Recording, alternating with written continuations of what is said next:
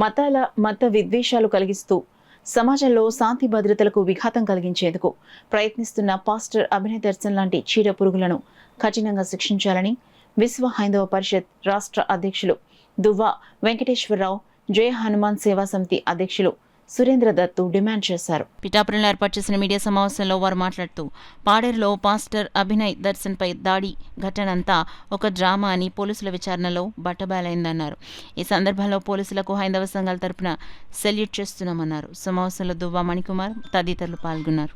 విద్వేషాలు రెచ్చగొట్టడం కోసం, శాంతి భద్రతలకు విఘాతం కల్పించడం కోసం, ఇతని యొక్క సొంత స్వలాభం కోసం యావత్తు సమాజంలో భయంకరమైన విధ్వంసానికి ఇతను పూనుకున్నాడని చెప్పి మనందరికీ కూడా క్లియర్గా తెలియజేయడం జరిగింది. దీంట్లో హీరో పాత్ర ఎవరు ప్లే చేశారంటే పోలీసు వారు ప్లే చేశారండి.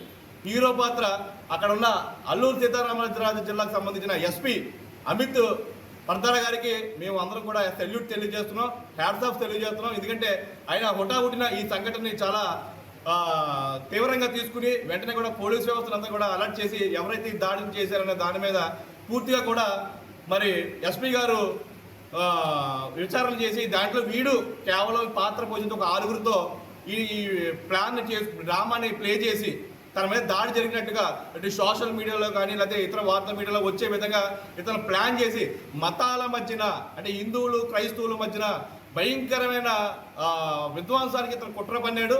ఈ కుట్రని భగ్నం చేసిన పోలీసు వారికి యావత్తు హిందూ సమాజం తరపున మేము ధన్యవాదాలు తెలియజేస్తున్నాం.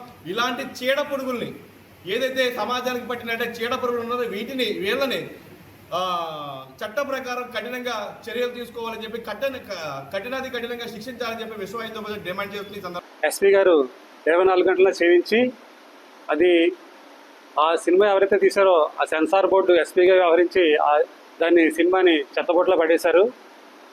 ఇది ఎంత కుట్ర అంటే ఆ పాస్టర్ తన వ్యక్తిగత స్వార్థం కోసం, ప్రభుత్వం మీద బురద చల్లడం కోసం మరియు రాష్ట్రంలో మత విద్వేషాలు రెచ్చగొట్టడం కోసం ఇటువంటి వీడియో వైరల్ చేశాడు.